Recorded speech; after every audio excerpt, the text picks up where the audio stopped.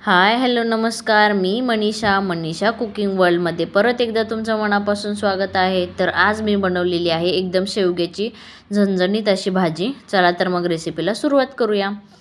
इथं घेतलेली आहे मी खोबरं, थोडीशी कोथिंबीर, 4 ते 5 लसणाच्या पाकळ्या आणि थोडासा कढीपत्ता घेतलेला आहे. इथं एक शेवग्याची शेंग मी चिरून घेतलेली आहे. तुम्ही तुमच्या ह्याच्यानुसार कमी जास्त करू शकता. तर मी हे सगळं जे होतं ते खोबरं, कोथिंबीर ते सगळं मी वाटून घेतलेलं आहे मिक्सरला लावून. एकदम व्यवस्थित असं बारीक करून घ्यायचं. आणि नंतर इथं मी कढई गरम व्हायला ठेवलेली, त्याच्यात तेल टाकून घ्यायचं आणि जे आपण बनवलेलं वाटण होतं ते तेलात टाकून घ्यायचं आणि एकदम व्यवस्थित त्याला तेल सुटेपर्यंत असं भाजून घ्यायचं छान असं.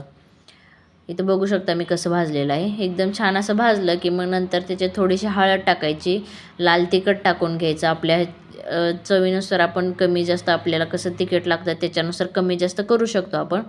नंतर थोडासा मी गरम मसाला इथे टाकलेला आहे, चवीनुसार मीठ टाकायचं आणि नंतर तो मसाला एकदम व्यवस्थित परतून झाला की मग त्याच्यात शेवग्याच्या मी शेंगा टाकून घेतलेल्या आहेत. शेवग्याच्या शेंगा पण टाकून एकदम व्यवस्थित हलवून घ्यायच्या आणि नंतर मी इथं भाजीसाठी गरम पाणी टाकलेलं आहे. गरम पाणी टाकलं की लगेच पटकन शेंगा शिजतात पण आणि भाजीला पण छान अशी तरी येते एकदम गरम पाण्यानं. आणि सगळं बनवून झालं की पाणी ओतलं की मग नंतर शेंगदाण्याचं कूट टाकून घ्यायचं आणि एक 5 ते 10 मिनटं एकदम लो फ्लेमवर छान अशी शेवग्याच्या शेंगा शिजवून घ्यायच्या. इथं बघू शकता तुम्ही छान अशी भाजीला उकळी आलेली आहे.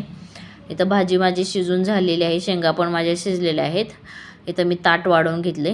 तर रेसिपी कशी वाटली तुम्ही मला नक्की सांगा कमेंट करून.